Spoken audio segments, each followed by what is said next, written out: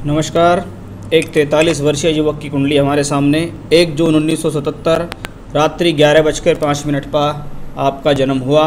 जिस समय आपका जन्म हुआ उस समय लगन उदय हो रहा था, मकर लगन और चंद्रमा वृश्चिक राशि में गोचर कर रहे थे।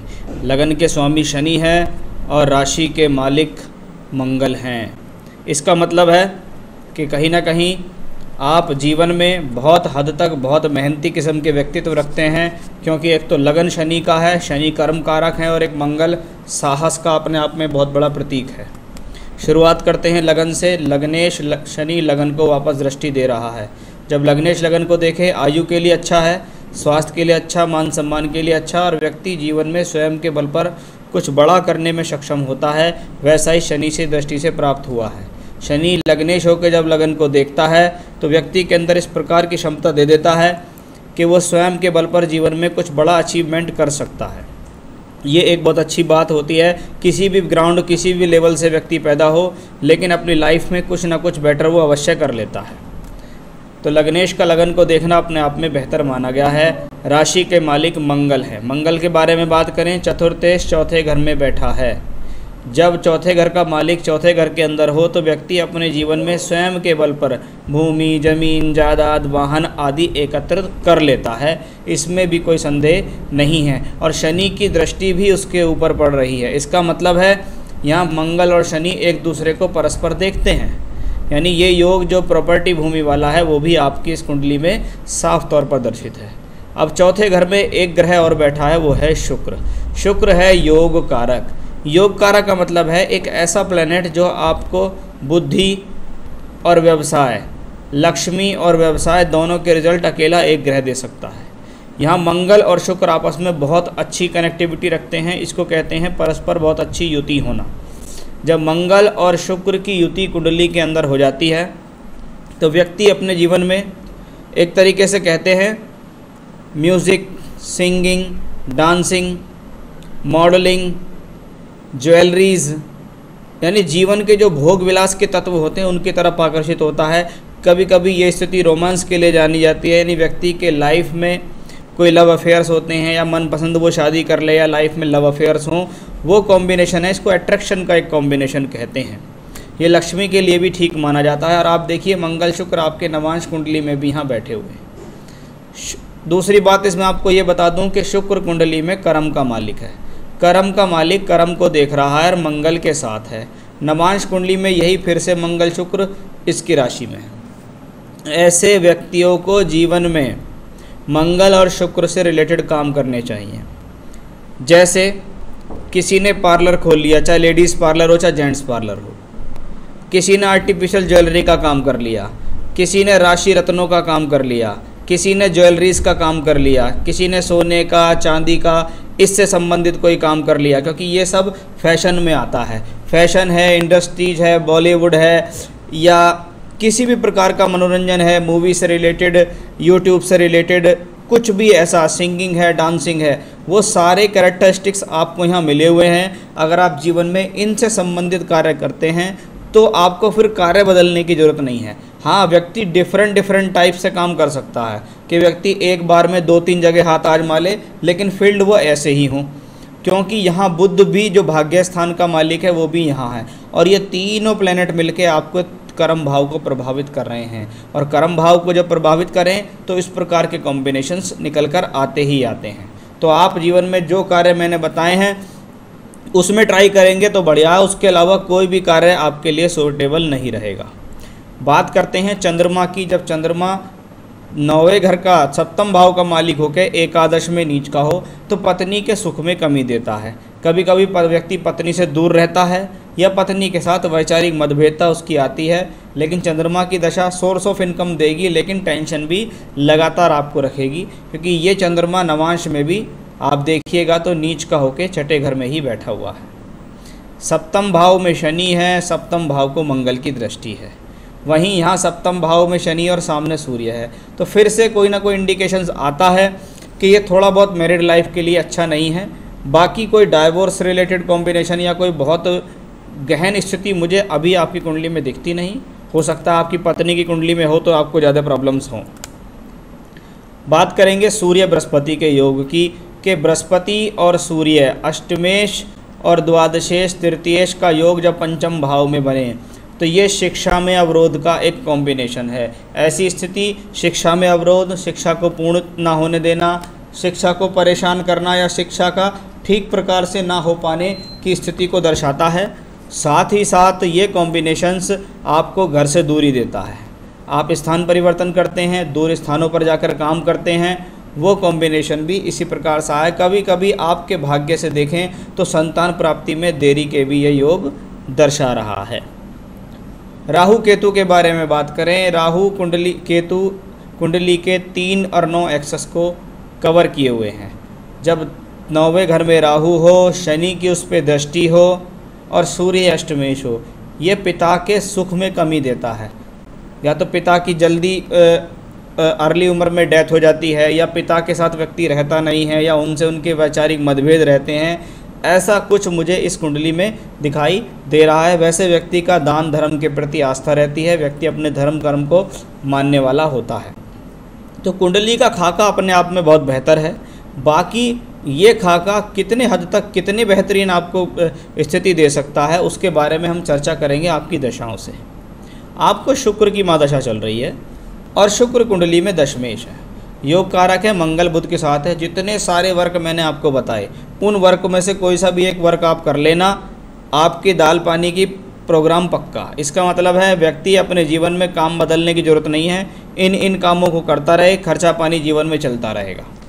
एक बात। दूसरा, शुक्र को नवांश में देखें तो भी एकादश में है, लेकिन दशमांश कुंडली जो प्रोफेशनल लाइफ के लिए देखी जाती है, यहाँ शुक्र योग कारक है, लेकिन बैठा कहाँ है? छठे घर में, वो तीसरे घर में। जब तीसरे घर में ग्रह बैठे तो शुक्र अपनी दशा के अंदर आपको यात्राएं कराएगा, स्थान परिवर्तन कराएगा, शॉर्ट जर्नीज़, लॉन्ग जर्नीज़, कभी कहीं ऐसा ये कराने में सक्षम है। तो शुक्र की दशा कहने को 20 साल की होती है, अभी अगस्त 2022 तक चलेगी। 2002 से आपके जीवन में आ रही है। जिसने एक चीज़ तो कहा कि देखो जी शुक्र है, कर्म तो होगा, ऐसी बात नहीं है, व्यक्ति ने पैसा भी कमाया होगा। वो पैसा प्रॉब्लम से कमाया होगा, एफर्ट से कमाया होगा, स्थान परिवर्तन करके कमाया होगा। क्योंकि अभी भी जून 21 तक शुक्र में बुध चल रही है। दशा ये कोई ख़राब दशा नहीं है। उससे अगली दशा आएगी शुक्र में केतु। केतु को भी देखें तो 3rd हाउस में है, तो ये आपकी थोड़ा यात्राएं बढ़ा सकता है, शॉर्ट जर्नीज़ करा सकता है, कोई छोटा मोटा स्थान परिवर्तन करा सकता है। बाकी अभी आने वाली शुक्र की दशा अगस्त 22 तक जो चल रही है वो कोई ज़्यादा बड़ी प्रॉब्लमेटिक दशा नहीं है। थोड़ा सा आपके सवालों पे आता हूँ। कह रहे हैं कि आपने राजनीति, फिल्म, बिजनेस में बताया है, राजनीति छोड़ देता हूँ। बिजनेस में दूध, पेट्रोल, पानी जैसी पतली चीज़ों का कार्य बताया है, अब ये पॉसिबल नहीं है। पैसा है मेरा ऑलरेडी सोना शुद्धिकरण, रिफाइनिंग के बिजनेस में है। चलो, सोना शुद्धिकरण का मतलब ज्वेलरी से रिलेटेड काम है, कर सकते हो। दूसरा, आपने फिल्म में सप्लाई, फैशन या छोटी सिटी फिल्म इंडस्ट्री होने के कारण ये कार्य नहीं कर सकता। मुंबई जैसे सिटी में पॉसिबल है। फिल्म लाइन से मेरा मतलब आप कलाकार, सिंगिंग या अन्य डायरेक्टर, प्रोड्यूसर या राइटिंग वाली बात। वैसे आपने कलाकार तो बताया है, हाँ, वो मंगल शुक्र के योग से ही कलाकार वाला कॉम्बिनेशन आता है, जैसा मैंने आपको ये बताया है। मैं खुद लिखता हूँ स्टोरी, गीत, खुद गाता भी हूँ। यूट्यूब के लिए पूछा था, मेरा एक फ़नी वीडियो एवं 2 गाने का चैनल है। जब मैं उसी में काम करता हूँ, छूटना मुश्किल है। छोड़िए अभी मत, आपके लिए फ़ायदेमंद है। और जो मिलने वाले कलाकार हैं, मुझे अब भी बंद नहीं होगा। इसी पर आजीविका चलना जैसा मार्गदर्शन करें। ये मैं संडे छुट्टी पर करता हूँ। मेरे हिसाब से यूट्यूब पर रहने के लिए आपको कम से कम हफ्ते में 3 दिन तो काम करना चाहिए, अगर आप इससे अच्छी अर्निंग करना चाहते हैं, क्योंकि इससे आपका सोर्स ऑफ इनकम बन सकता है। तो वैसा मैंने आपको बता दिया। बिजनेस में मसाले का ब्रांड तैयार करना चाहता हूँ। देखिए, मसाले से रिलेटेड कोई भी काम मुझे इस कुंडली के अंदर नहीं दिखाई दिया, क्योंकि मसाला खाने पीने से संबंधित कोई भी चीज़ होती हैं, ये प्रकृति के गर्भ से पैदा होती हैं, ज़मीन से पैदा होती हैं। और ज़मीन से पैदा होने के लिए कहीं ना कहीं शनि और बुध का बहुत बड़ा रोल कुंडली में होना चाहिए, जो कि आपकी कुंडली में नहीं है। काम जो मैंने आपको बताए वही आपको करने होंगे। आप ऑनलाइन आर्टिफिशियल ज्वेलरीज बेचिए, आप जेंट्स पार्लर खोल लीजिए, आप लेडीज़ पार्लर खोल लीजिए, या ऐसा कुछ भी कर लीजिए, वो आपका चल जाएगा। इन सब पहलू पर हाथ देख लिया, कुंडली द्वारा प्रकाश डालिए। मेरा एक केस 7.5 लाख रुपए का जो मैंने एक परिचित को दिया था चल रहा है, उसके निकाल अपने फेवर में कब तक आएगा? दशा चल रही है शुक्र में बुध की अभी भी जून 21 तक। बुध षष्ठेश हैं लेकिन बैठे हुए हैं योग कारक मंगल शनि शुक्र के साथ, और उसके बाद आएगी केतु। मेरे हिसाब से अगस्त 22 से पहले पहले आपका इसका केस का निपटारा हो जाएगा और वो आपके फेवर में आ जाएगा, इसमें भी कोई डाउट नहीं है, क्योंकि यहाँ मुझे कोर्ट केस हारने या नुकसान की स्थिति नहीं दिखाई देती। मसाला यूट्यूब पर तो 5 साल करीब बिगाड़े हैं, अब नया कोई कार्य नहीं करना चाहता। ठीक है, कुंडली में शनि राहु या अन्य देख उसका उचित स्टोन पहनने का मार्गदर्शन करें। देखिए, आप मकर लगन की कुंडली के हैं, शनि आपके लगन को वापस देखते हैं, लेकिन शनि की पोजीशन दशमांश कुंडली में अष्टम भाव में है और यहाँ भी कोई अच्छी राशि में नहीं बैठा, इसलिए नीलम पहनने की सलाह नहीं दूंगा। राहु केतु के रत्न ना तो मैं जीवन में किसी को पहनाए हैं ना मैं पहनाता हूँ, क्योंकि इनकी कोई अपनी राशि नहीं है, ये छाया पिंड है, राक्षसी ग्रहण को कहा गया है, इसलिए इनके स्टोन नहीं पहनने चाहिए। बजट के वजह से नहीं पहन पाया हूँ, आपने कहा कि अभी पन्ना पहन रहा हूँ। पन्ना बुध के लिए होता है, आपका भाग्येश भी है, पहन सकते हैं। 1200 किलोमीटर दूर हूँ, कोई मूंगा तो कोई हीरा पहनने को बोलता है। देखो, मैं आपको मूंगा और हीरा पहनने की सलाह नहीं दूंगा। पन्ना पहन रखा है, पहने रखिए। ओपल स्टोन पहन सकते हैं आप। ओपल स्टोन जैसे हीरा होता है शुक्र के लिए, वो तो बहुत छोटा होता है, बॉडी से टच भी नहीं होता। अब वो तो बहुत बजट की बात हो जाती है। अब बात आती है ओपल की। ओपल जैसा स्टोन आज के समय में शुक्र के लिए पहना जाता है। आराम से आप 10 रत्ती, 11 रत्ती, 12 रत्ती तक का हैवी स्टोन पहन सकते हो। चांदी में आपको पहनना है, वो बहुत अच्छा वर्क करेगा, इसमें कोई डाउट नहीं है, क्योंकि हीरे से भी अच्छा वर्क वो करता है। इसलिए क्योंकि वो ओरिजिनल स्टोन है, मैं लोगों को इसी प्रकार की सलाह देता हूँ, तो मैं आपको यहाँ ओपल स्टोन पहनने की सलाह अवश्य दूंगा। तो ये आपने जो सवाल भेजे थे उसके बारे में मैंने आपको बताया। काम मैंने आपको बता दिए हैं। अगर आप इन कामों के अलावा भटके तो आप जीवन में हमेशा मात खाओगे, ये बात ध्यान रखना। और इनसे रिलेटेड काम करते रहोगे तो ठीक है, जैसे सोने वाला काम है, आप लगातार उसको करते रहो। उसके साइड बाय साइड आप यूट्यूब कर रहे हो, फैशन से रिलेटेड कर रहे हो, ज्वेलरी से रिलेटेड कुछ कर रहे हो, ऑनलाइन कुछ लेवा बेची कर रहे हो, ऐसी चीज़ों की।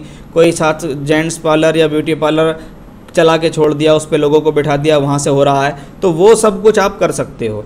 लेकिन ये बाकी के जो भी काम आप मन में सोच रहे हैं, चाहे वो लिक्विड काम हो, दूध पेट्रोल का काम हो, वो काम मुझे कुंडली के हिसाब से लॉन्ग टर्म प्रेडिक्शन हम कर सकते हैं कुंडली से, तो मुझको वो दिखाई नहीं देते। अगस्त 2022 से आपको सूर्य की दशा आएगी। सूर्य कुंडली में अष्टमेश होकर पंचम में है, लेकिन द्वादशेश के साथ है। यानी आने वाले समय में मुझे आपकी लाइफ में दिखता है कि आपकी लाइफ में कोई चेंजेस आने वाले हैं। हो सकता है आपको स्थान बदल कर किसी अन्य स्थान पर जाना पड़े कि भी मेरा यहाँ से काम ना चल के वहाँ से करूँगा तो अच्छा रहेगा, लेकिन वो एक स्थान परिवर्तन होगा, बाकी सब कुछ आपके लिए फेवरेबल रहेगा। तो पूजा पाठ के बारे में बात करें तो मैं आपसे कहूँगा कि आप देवी कवच का पाठ कर सकते हैं, आप हनुमान चालीसा का पाठ कर सकते हैं, ये आपके लिए बहुत बेनिफिशियल रहेगा। सूर्य देव को आप अर्घ्य दीजिएगा। और रतन जो मैंने आपको बताया वो शुक्र की मादशा भी चल रही है और शुक्र आपके लिए फेवरेबल भी हैं, इसलिए डबल फायर ऑस्ट्रेलियन ओपल ही आपको पहनना होगा, वही आपके लिए सबसे ज़्यादा बेहतर रहने वाला है। नमस्कार।